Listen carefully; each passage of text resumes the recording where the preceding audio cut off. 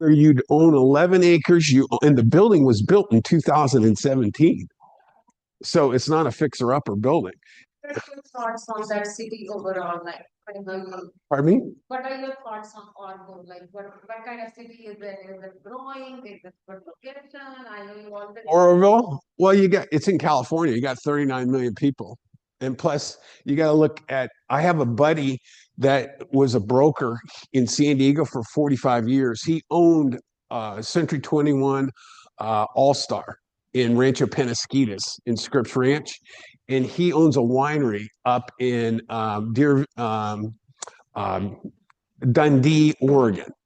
Even Oregon now has all kinds of wineries. I called him yesterday to say how much would it cost to make wine if you bought a winery, but you didn't know how to make the wine. You hired a winemaker, and he told me they charge you by the barrel. And he said, and this winery does 3,000 barrels a year. So he said, so they just charge you by the barrel. So he said, so it's really inexpensive to have a winemaker. Yeah, I think a lot of them are converting their own drinks and stuff into wineries because they don't want a lot of water. Right, right, right, It's very expensive. right, The right, money on that between the one that's like unbelievable market. right, right. So yeah, so that's just one of the properties I brought. But I've got a few others here too that are out of state.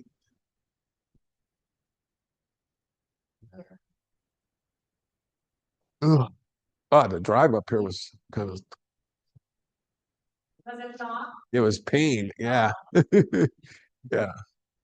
Thanks. It took me about an hour and 20 minutes. It just took a while. Yeah. Yeah. It was a little slow. So we ready to go?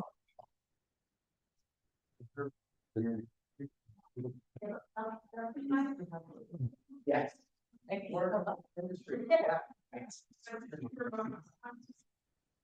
Are we?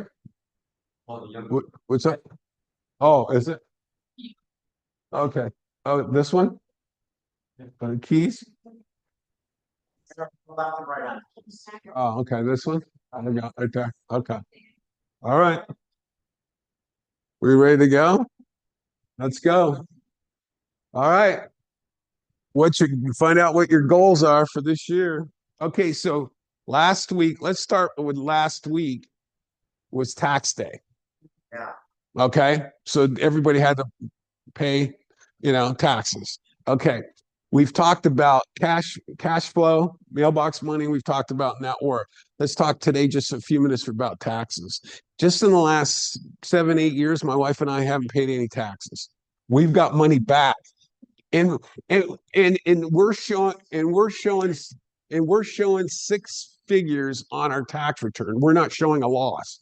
So right there just shows you if you paid $10,000 last year to the IRS, we'll just say last week, figure that over the next 10 years, that's $100,000 that you could invest in yourself, instead of giving it to the IRS. I'm going to give you a history fact. In 1913 was the first year they started income tax. Did you know that? Our country started in 1776, but they didn't start taxing people on their income. It was the first year was 1913. Oh, wow. Right. So we went a lot of years without paying income tax. So again, these are tax laws. This is not like you're cheating the tax system. This is tax laws that are written. So you need to kind of concentrate on taxes. Believe me. Let's see. So we know the population's growing. We know 51%, or was it? I can't read the screen. All right. 1% of the world owns all the assets. 51%, that's growing. That's probably about 52 or 53% now because the rich are getting richer. We know that. And then I'm going to go to Warren Buffett. Has anybody read his book, Snowball?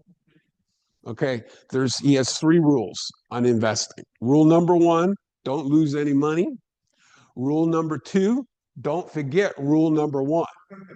Okay, but the key, I love the best one is rule number 3. Invest in what you know. What do you guys know? You know real estate. 100%. You should be all in on investing in real estate. Okay. So you want to grow your net worth. We know that. We want to save taxes. So this is the kind of a mindset that you have to create.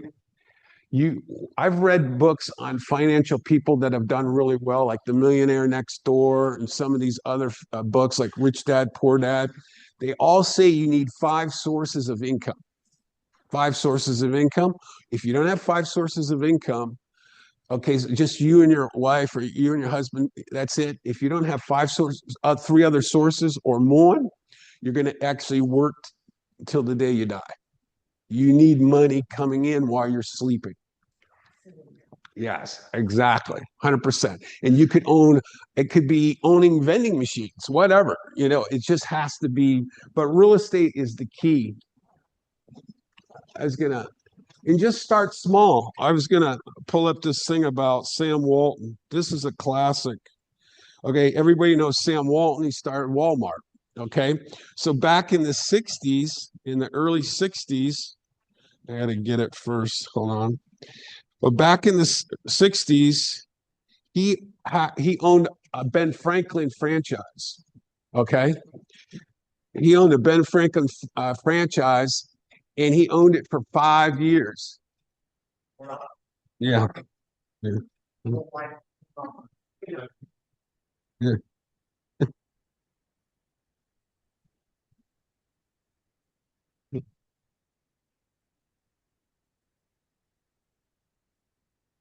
Okay, so Sam Walton owned a Ben Franklin franchise for 5 years, and he basically, the lease came up. The owner decided he wasn't going to renew the lease. So guess what? He gave the franchise.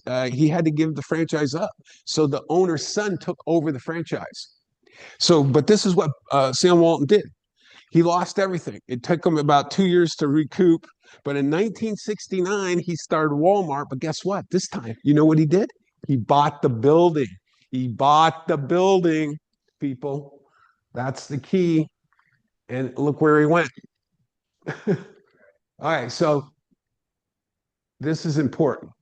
What kind of properties? California, doesn't matter if it's California, other states, small town versus large city, population growth in the area, jobs, college towns. That's the key. There's your mailbox money, 11% or higher. Remember that. So that on that. Yes. You don't see 11%. Hmm? You see 5, 6. Oh, cap rates. You're talking cap rates. Yeah, I don't go by cap rate. I go by cash on cash. Because what that does is that if you invest $40,000 and you get an 11% return or higher on your money, that means in 4 years, 4.5 years, I get my initial investment back, and then I'm really making money. 100%, Mike. 100%. You get an appreciation, and that's the key. That's another key. And also, you get the tax savings. We just talked about the tax savings. Yes. Yeah. So don't look at the cap rate. What you do is how you calculate it is you calculate your down payment. You take your net after you pay principal, interest, taxes, insurance, and management costs. You take the net, your positive cash flow. You take that, you divide it into your down payment, and that's your cash on cash return. Okay. Like I said before, my wife loves stocks, but see, stocks, you don't have any tax benefits. Yeah. You don't have any tax benefits. You can't depreciate the asset. So again, type of properties, mini storages. We've got some clients looking at mini storages right now. We just talked about a winery. That's a business. I called a lender for my client on that. You could do an SBA loan on that. on because it's a business and it's real estate. But also too, you can do a 1031 on that. I talked to my 1031 guy. He said you could sell. My guy's going to sell his condo in Park City. We're going to do a 1031. He's looking at that winery. So then he can do a 1031 into that property. So Yeah, I thought 1031 strictly like for like. no. See right there, you should watch my video of 1031s because guess what? A lady agent gave a client. I met him in Starbucks. The lady agent told him the same thing. He had land and he wanted to sell it and buy a house for positive cash flow. She gave him that answer. Had to be like for like, and she lost 4 deals. Guess what? Because he asked me, and I says, "Yeah, I can sell the land. Because it's an investment. You can do a 1031." I sold him a house. He died about 7, 8 years later. He was an older gentleman, and he died. And I sold that house for the kids, and I sold his house. So I sold 4 deals because the lady made that mistake. And I said, "Huh? Pardon me? What was that?" Same amount or higher. That's the wish. Yeah, for sure, you can't accept a primary residence on it. Well, yeah, that's right. Yeah, but an investment of any kind. then- Correct, there's a lot. Yeah, any investment kind. Okay, like last year, I closed a house in Poway in the winery area. We sold it for 3.9 million. The buyer was selling land in Texas. He bought it outside of Dallas. He had land. It was like, I don't know, he had like, I don't know, 150 acres he was selling for 2.1 million. He did a 1031 and he was going to live in the house. I don't know how he did that, but it wasn't, I represented the seller. I didn't represent him, but so I didn't really care as long as he closed the deal, but he did. Yeah. Yeah. Yeah, exactly. Yeah. But to answer your question, it doesn't have to be like for like. So if you have a condo, my guy has a condo in Park City, he's going to trade it maybe for this winery. We'll just say. So again, he could buy a mini storage, he could buy apartment buildings, he could do whatever. Right. It just has to be in the United States. You can't do it like buy something in Costa Rica. It has to be in the United States, and it just has to be an investment property. So the condo was invested. He's rented it out for 20 years. Yeah. Okay. Yeah, but that's a great question though. But if you don't have the right facts, have an expert to go to. So you can say to your client or say to that person at Starbucks, here, I'll call my person, I'll call you back. But she gave him the wrong answer. And then I don't know if it was just a few days later, he talked to me and next thing you know, I got 4 deals out of it over a 10-year period. Huh? I'm sure he was very glad that the car called. Yeah. Well, because he was 82 years old and he had this land. He bought it years and years ago, 2 acres in Poway. And he thought him and his wife were going to build a custom home, but he got too old and he says, "Hey, Mickey, can I sell this? And I want to buy a house and pay cash and then have the positive cash flow to live on, to help live on." And he was a military guy, so he had Social Security, he had his pension, but he wanted more money. And I said, "Sure." And that's how it started. So, exactly. All right. So location, the thing is, if you're where there's population and jobs, it doesn't matter where the property is. It could be anywhere in New England, could be here, could be in Hawaii, could be anywhere. It's going to go up in value. It's going to go up in value. I saw an article the other day, the top 20 cities that have gone up the most has been like in Florida, North Carolina, South Carolina, but all smaller towns like Charleston, South Carolina. It's gone in the last 5 years, it's gone up like 75%. So people always say, the question is, well, California will appreciate more than other states. The other states will appreciate. They appreciate in value. Trust me. Low cost of repairs. That's important because we talked about that, I think, last time,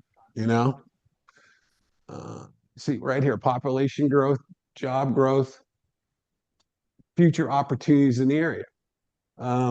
You know, Boise, there's a couple big chip manufacturers just broke ground in Boise.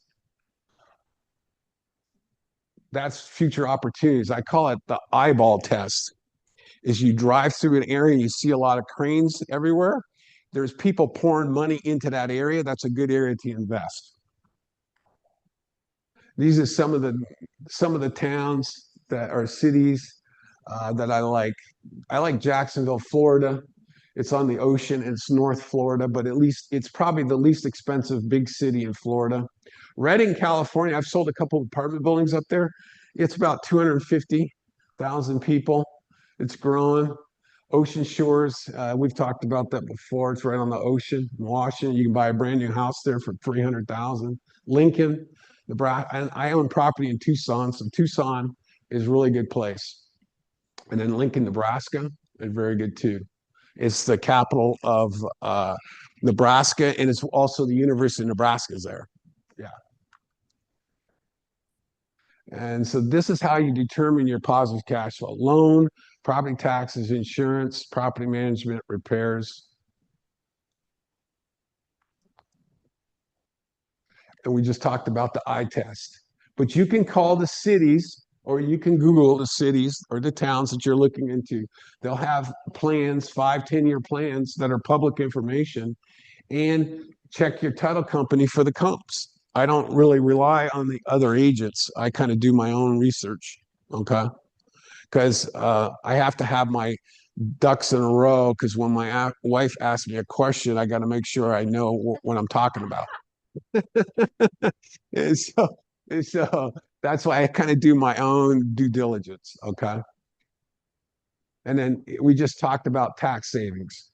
And that's going to be huge, because if you've been paying, we'll say 10, 20, $30,000 a year in taxes, that right there, if you can start investing in real estate, and that money, instead of giving it to the state of California and the federal government, start putting it in your pocket, then you could put it in your real estate account, and then you could grow it, and then you can go buy another property and keep doing it.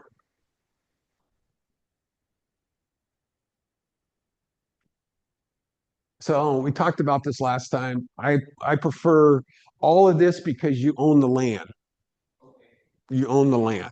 It's just like the Sam Walton scenario. He decided he wanted to buy the building. He got burnt by the landlord, didn't want to renew the lease.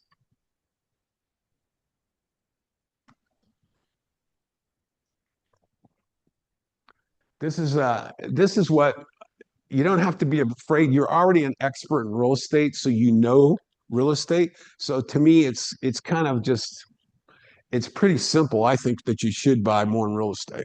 Yeah. But some people are afraid. You just need a sure. Main reason why. Well, especially when they're in real estate, they still don't. Good question.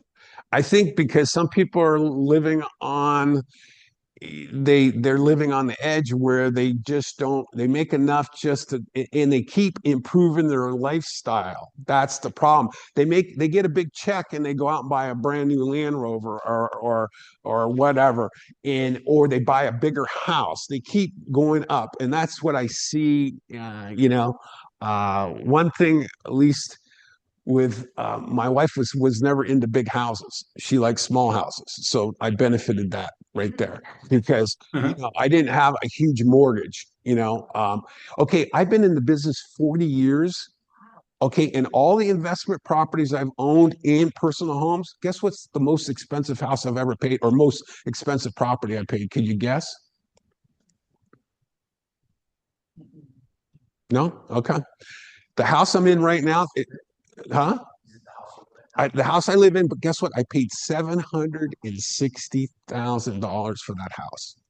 And I've been investing in real estate or buying rental properties for 30 some years. And that's the most expensive property I've ever paid. I've never paid over $1 million for anything, even a mini storage or whatever, commercial strip center. So that's what I'm saying. So to your question, Mike, it's a great question because it's just, I think people kind of keep elevating their status or whatever, which is fine if that's what they like to do. But in the long run, you might have a lot of equity in your personal home, but you have to work every day to pay that mortgage. See, I don't have to work that hard because I have my tenants, you know. Go ahead. Sure. This is last week. Right. I shared some of the information that Mhm. we passed on. My existing. Right. Trying to see. Right. Yeah, well, what the- that is good because for several reasons, some people said about property taxes, they have no control over the property, because they live in California, Jacksonville, Arizona, stuff that have no control over. Property, look at the property, cheaper the rent, the quality of the tenants may compromise. If they want to, it could be there, it could be squatters, staying there. The cost of maintenance, those little things like that would drop. You know, Mhm. I get a property about 200,000, 300,000, 400,000. What about am I going to get in those areas? Especially if you look at the demographic area, Mhm. quality of the Sure. on the what happened this what? Am I going to get costs? You know, so there are a lot of people were hesitant Right. because of these uncertainties. Sure. Yeah, and no, it's a good question. I mean, it's kind of goes like when Mike, why did people not invest or whatever? They have a lot of these questions or whatever, and all I can say is that they're going to regret later on in life. They're going to regret. They're going to sit on the couch and in the nursing home, and they're going to go to their buddy and they're going to go watch. You know, you're watching, the Golden Girls or whatever on TV, and they're going to go, well, yeah, that's what my mom watches. Anyway, so they're going to have that regret. They're going to go, I would have done that, should have done that. Again, if you talk about investing out of state, okay, the all my property managers do background checks. In the states that I invest in, they're easier to get the tenants out than California. California, I got a lawyer who's a defense lawyer trying to get a tenant out in San Diego so I can sell the house, and she hasn't paid rent since October 1st. So, and she's trying to take him to court, and he's a lawyer, defense lawyer. So, so the cost, so all my tenants pay about $1,000 or less. It's a lot easier to collect rent for those numbers. Your clients here want to buy in San Diego or Orange County or LA. All I can say is that's fine. But the thing is, the cost of doing business here is going to cost a lot more money. And you don't need to drive by the properties. You have a property manager. The property manager will take photos. Like I had a dryer go out the other day in one of my properties in Tucson. She sent me a picture. The drum doesn't work, and it's old. So I said, go get a new dryer. It's $449. So she took a picture of the new dryer at Home Depot, and they put it in. So, and again, I didn't pay for it. The tenant did because I have positive cash flow. So here, I saw an article the other day in the San Diego Union that said some lady bought a condo in downtown, and she just bought it like during COVID in 2021 or whatever, and she is $628 in the negative. She paid for it, and now the value's gone down.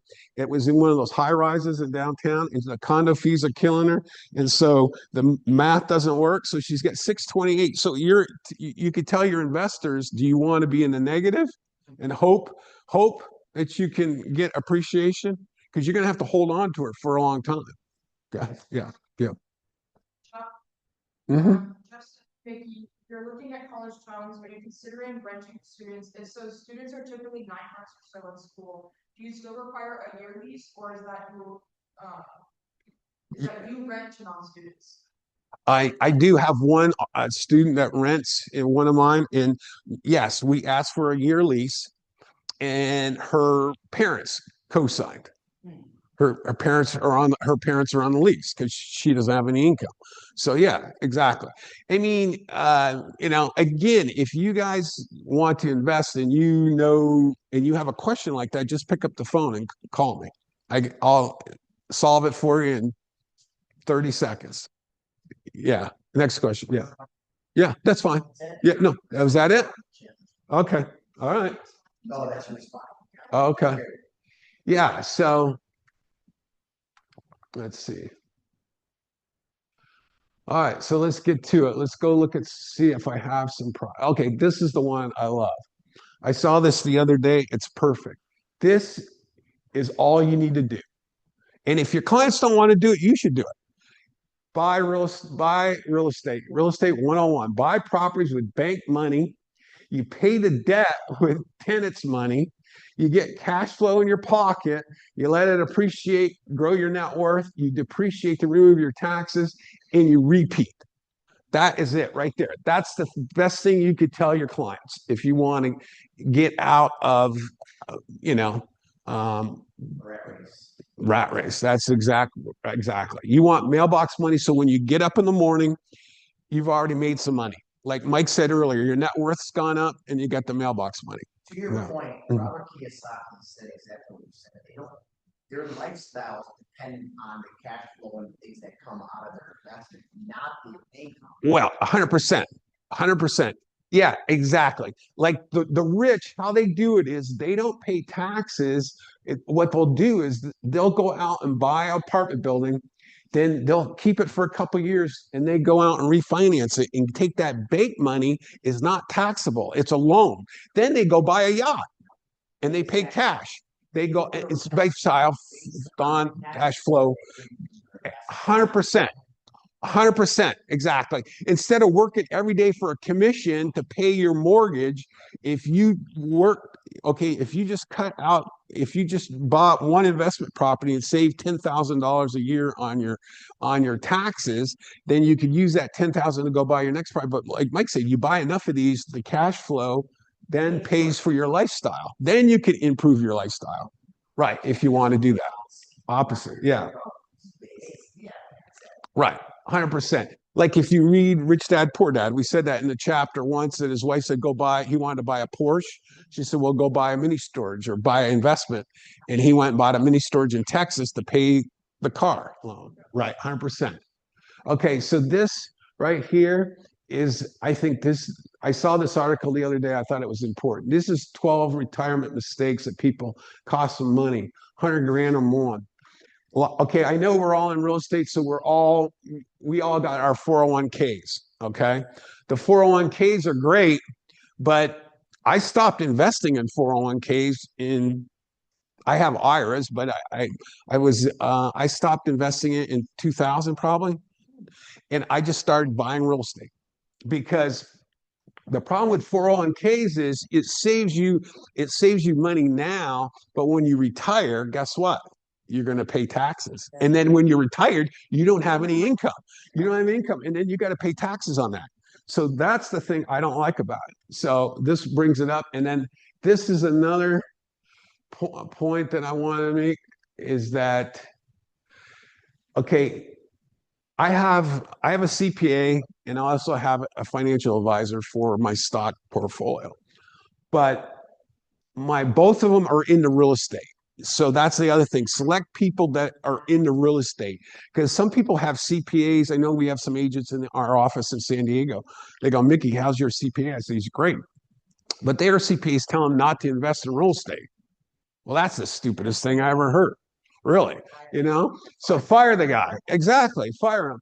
But like this right here, okay, your cash, you want cash flow because these advisors will say, well, you want a rate of return. Well, yeah, you want a rate of return on your investment, but you can't live on rate of return. Your stock gets you 9%. You can't live on. You can unless you sell it. So you need cash flow. So I like that. Let's see. Let's go. Paying too much paying way too much taxes during working years. Yeah, that's what kills most of us, is really the taxes. That's when the rich are getting richer because they know the tax laws, or their CPAs know the tax laws. Let's see. So, okay, so here's a couple properties I pulled up. This one is 3 units. This is in New Mexico. And this one is what, 149? And it's fixed up, built in 68. This is 4 units. Okay. And this is 199. That's 4 units. Again, the cost of doing business out of state is going to be a lot less. It's going to cost you less to buy it. It's going to cost you less to fix it. And it's not like a restaurant either, where you have to worry about people stealing your money. I mean, it's real estate. So the property manager is going to give you a breakdown, and they're going to call me if there's a expense. And if it's over $300, they call me. If it's under 3, I told them just take care of it. So again, you don't need to drive by it. You can Google everything, but if you want to drive by it, you can. But $54 price per square foot. yeah, exactly. Right. Yeah. Right. Go ahead and then come buy anything. I know, exactly. So, right. In New Mexico's estates, it's growing. It's 2.1 million, but it's growing. This is a brand new duplex. Look, this is 10 minutes from an Air Force base. It's Cannon Air Force Base, and there's 4,000 people on the Air Force Base. And this is in Clovis, New Mexico. And I own 2 properties in the area, and they just broke ground. Amazon just broke ground on a huge warehouse, and a casino and a horse track. They just broke ground. So those are all jobs, and you already got an Air Force base, and that's brand new, and the price is $270. So you're not going to have a lot of maintenance of that, What would be the rent? huh? What? Pardon me? What would be the rent? The rents are, I think they're both 1-bedroom units, so I think they're probably going to be about, brand new, probably 1,000 maybe. Yeah, it probably 1,000, probably brand new. Yeah, because I rent 1-bedrooms in the area that are not brand new, and they go for about 650. 650, 700. So probably because these look a little bigger than my units. So yeah, I would say probably 1,000. The other thing is, if you rent this to military guys, if they don't, to your client question, what to do, guess what? If the military guy does not pay the rent, you call his commanding officer, and he gets thrown in the brig. So how much security do you want on rent? That's pretty good. He gets thrown in jail. He gets thrown in jail. Right. So yeah. That's it, right? Yeah, exactly. So those are just some of the few, and that's the end. Okay. All right. Well, that's just, anyways, it's just, I wanted to show you does anybody else have any properties or? No? We all want to get started. Yeah, let's get started, is right. Yeah. Yes. I'm 24. Well, I'm going to tell you exactly what I told my son. Just start now. Just Yeah. do it. Don't just do it. Just like the Nike ad, just do it. Yeah. Just don't overthink it. Just don't overthink it. And I don't know what your budget is, but I would probably, most young people in their 20s probably can't buy anything here unless it's a condo.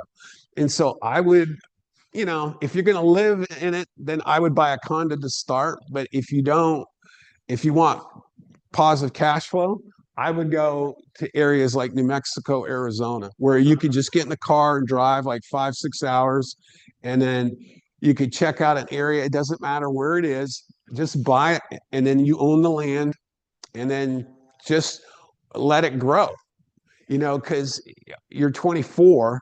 So if you bought something 24, 25, you just held it for 2 years, again, you don't have to hang on to this forever. See, other people get that mentality. You're going to hang on it forever. You could just use this as a building block for yourself. You could buy it, keep it for 2 years or 3 years, and then you could sell it as it's gone up in value. And you can take that money, come back, and buy something here to live in. Yeah. Just for an example, you said about this particular house, Mhm. right? So, what is the expectation of appreciation of this property right now? You know, A mini storage. For example, I mean, I bought properties in Vegas, you know, I'm knowing that they're going to be putting a football team in a stadium, Mhm. and to rent out with people Vegas. What sort of what would you think the rate of appreciation of areas, something like, what would be the rate of? I mean, do you think by next year it will be 4%, 5%, 2%, 1%? What your expectations of properties like? On a mini storage, you said? Or what was it? Or any of these properties, but in Vegas, around Vegas? I mean, I mean, From this to Mexico, what yeah. would you think that property like that will go up in value? What is there a plan to enhance that area? So what would you think is going to increase in value? Especially in our state, we said to buy with the bank money. So if somebody's going to buy that property back when they pay 6 or 7% of interest, so you should have a growth for at least 6 or 7% on top of the money that you pay interest. Well, okay, that's the reason why I don't buy in, like in San Diego. I just said earlier, the lady's got a negative of $682 a month. That's the reason why I don't, because you're not going to get appreciation here all the time either, 6 or 7%, not in California. Some years you might get 10 or 12, and then some years you get like 2. So it's going to be just like every other. But the thing is, everything's going to go up in value because, first of all, the population is doubled since 1975, the world. So it's economics 101. It's supply and demand. And we're running out of land, and the rich keep buying more land. So, again, Warren Buffett is buying mobile homes. So there's no way to project what the area is going to go up every year, if it's going to go up 5 or 6 or 7%. You just know it's going to go up in value. It is, because in the last 10 years, what's this area gone up? What's Irvine, huh? In the last 10 years. Okay, so from 2016 to 26, what they've gone up, huh? Right. Well, it's everything else has gone up too, but the problem is these prices started lower, but they're going up too. Trust me, because of the economics 101. It's like going to college. The first thing is it's supply and demand. Yeah. Since you have property in Clovis, right? Mm-hmm. What kind of appreciation you have seen throughout the years? I've just bought the last 2 properties there, and you're probably looking about 4 to 5%. But I also have the positive cash flow, and I have the tax savings. So the appreciation is gravy on is really it's not what I'm buying it for. I'm buying it for the cash flow and the tax savings. The appreciation is the bonus. So if it goes up 5% or 6% or it goes up only 2%, I don't really care, because appreciation can go like that real fast too. And it can go, it's like the stock market. You ever buy a stock that just goes up all the time? No. Yes. Jeff had a question. All right, Jeff. Oh, hope. Real quick, so looking at your Clovis property, the one they have pictured up there, Mickey. Right. So obviously, I know that you like New Mexico. So were you just kind of like looking around and getting something? And now, is this a build? Obviously, you said it's a new build. So is it still builder owned? And then you've got the builder, but would you use the realtor that you had in New Mexico to find a property manager for this? Or is the realtor that you used the property manager? How would you work that? Find a property manager. No, for instance, this house that you're looking at Oh, right here in Clovis. I would just deal with the listing agent. I would deal with the listing agent because I would want to get a referral, probably for about, $5,000 or $7,000 referral fee. So I would just deal with the listing agent. And so Because I already, is this a yes. new build? This Yeah, Clovis it's a one? new, yeah, but it's not a big builder. It's just listed by some agent. Okay, okay. It's just like a small builder built a couple of these, so it's not a big builder. No. Got it. Yeah, yeah. It's on realtor.com. I put like 300,000 or less, and it pulls up all the properties in the state of New Mexico. And that's why I like this one, because I know the area, and I know it's like 10 minutes from the Air Force Base. You, and Air Force bases or military bases are just like college campuses. They get transferred out a lot. They Oh move yeah, around a lot. absolutely. Yeah. Yeah. Is that it? I guess. Cool. I mean, yeah. I mean, you're always going to have, you're always in your inner circles, you're going to always have people tell you not to do this, not to do that, do that. You just have to kind of just go with your gut and say, hey, this is what did we say, the one-on-one? What Warren Buffett's rule number 3, invest in what you know. Real estate. And the real estate game is the same. Okay, it's the same everywhere out. It's just the numbers are just smaller, but the real estate game is the same. So it's pretty simple. And you kind of want to be I personally want to be in areas where I can get a tenant out, but I haven't had to evict any tenants. The only 2 tenants I've ever had to evict were in San Diego. Right? The only 2 tenants. Yeah, and one of them I evicted on Thanksgiving Day. And my wife says, God, you're brutal. I go, well, she didn't pay the rent, Yeah, you're brutal. Yeah. She gave me a fake ID. She gave me she was a twin sister. Her twin sister had really good credit and was really good. She was the bad sister. Yeah. So I did the credit report on the good sister. Yeah. But anyway, so trust me, I've learned you're going to get some bumps and bruises, but I'm still here. I survived. Yeah. Yeah. I mean, but there's just a lot of good opportunities out there. I mean, here's a couple mini storages I pulled up. This one's 675 in Northern California. Good numbers. And then I pulled up a couple other properties. Oh, I pulled up this pub. This is where you own the building, and it's a beer bar pub for $750. It's in Chico. And then this was the one up in the winery. This I think is a really good deal. But I mean, it just shows you there's just a lot of opportunities. But I prefer to stay in the comfort zone. See, I don't want to get over leveraged. In 40 years, my most expensive property I bought is the one I lived in now at 760. So I kind of like the bottom fish, kind of. I like the low, some people go, oh, it's not $2 million. I don't want to buy it. People have that attitude. I could care less about that. I'm not worried about trying to impress people about what I'm buying. I'm just want cash flow. And that's, if you can start getting $500, $600, $700 a month on positive cash flow, $700, what's that do? That might pay for your lease payment here on a car, or if you own a car or whatever, or it might pay your Remax bill to Mike, whatever. Yeah.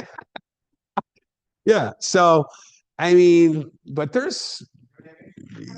and also too, and some of these properties stay on the market too for 30, 40, 50 days. So that's another thing that's interesting too, that you can negotiate these prices too.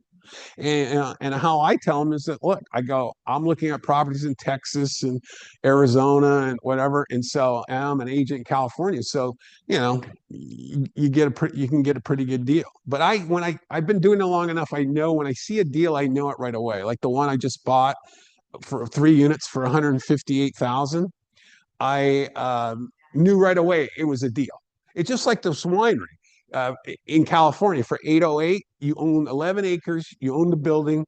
It's a running business. They have a pizza restaurant And right away, I know that's a deal. If someone's willing to pay, they probably could get in the 700s. It's 808 is the price. Yeah, yeah. Ask you to check out an investment of mine. Would you like to- Yeah, that's what I want. Yeah, go ahead. Yeah, yeah. That's what I want. Yeah. That's what I was hoping somebody. Numbers, and then I want to get my agents involved, with the next opportunity to get some. Yeah, right. Can I share my screen? Yeah. Go ahead. Yeah. Okay, ready? All right, I'm gonna share. Next one. Yeah. All right, so what I'd like to do is explain what this is. Anybody heard of entitlements? You've heard of Yes. them? We buy the land, and then after we buy the land, we entitle the land based on what the community or the master plan would want us to do, right? For an example, City of Irvine, right? They want you to do more single family residence, then we design it for if they want multi-use in that area, right? Every city has their own master plan of what they want it to look like. But anyway, I want to show you a couple different ones. There's one on, these are just examples. There's one in Temecula that I'm currently in now. We're gonna get we're really close to the end now. And how this works is it takes a couple of years to develop and basically get the people to re-entitle the land. Sometimes it's attorneys, it's millions of dollars that needs to be done. But I want to show you this, Mickey, if that's okay with you. And then you can let me know if how that looks out. Yeah. Can you see that okay? All right. So this is called the Butterfield stage.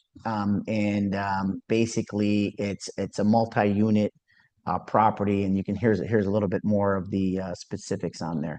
A total of 5.12 million equity capital. Again, I'm a very, very, very small investor on a lot of these, so don't see those numbers and freak out.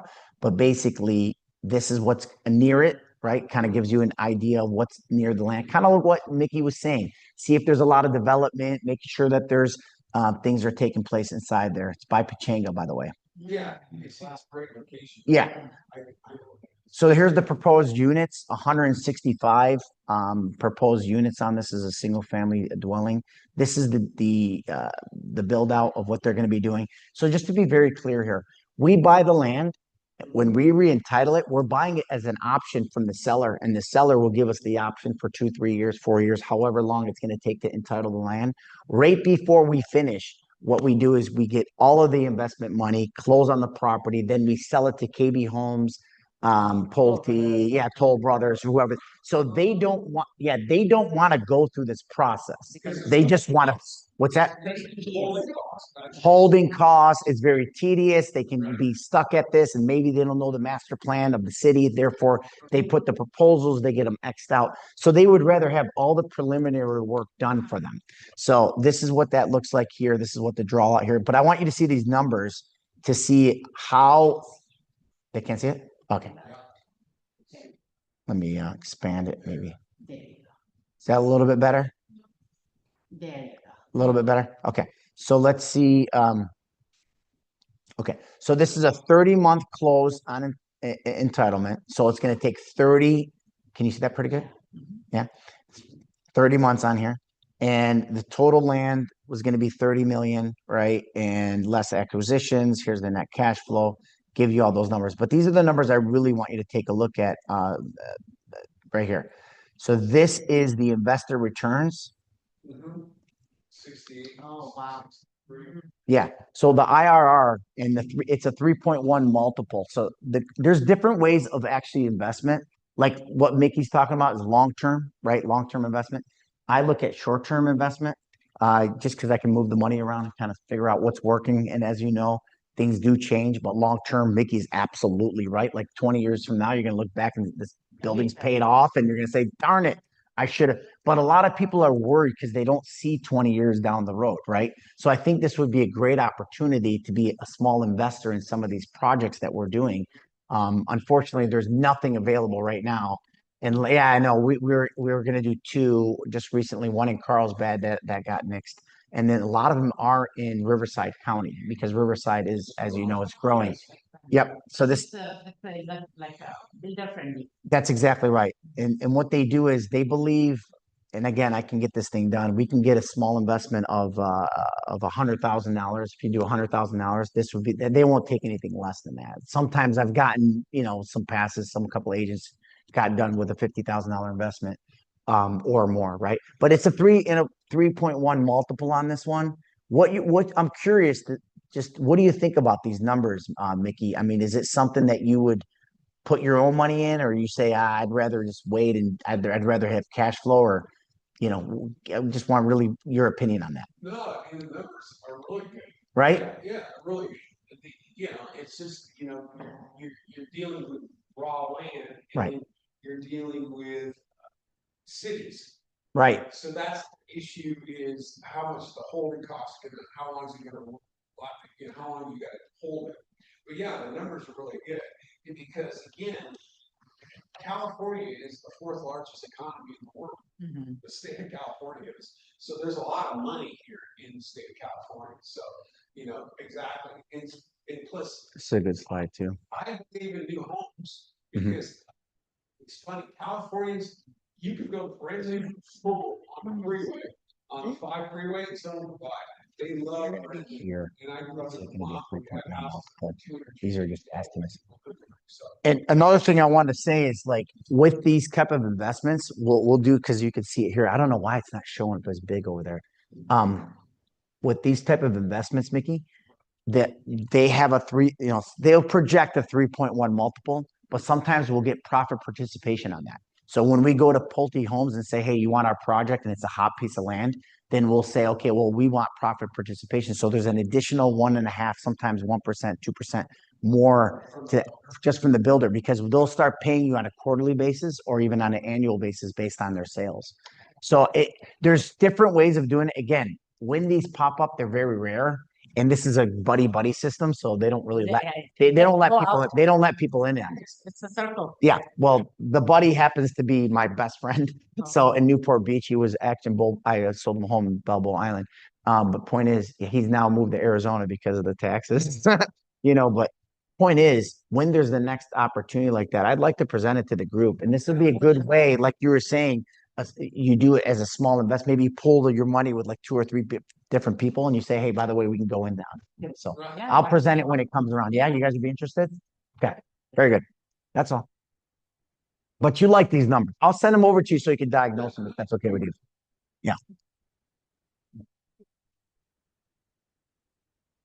You can just hold it. You can just hold it. Once you're done talking. Okay. Where do you? Okay. You can hold it. Oh, hold it. Yes. Yeah, that's. See.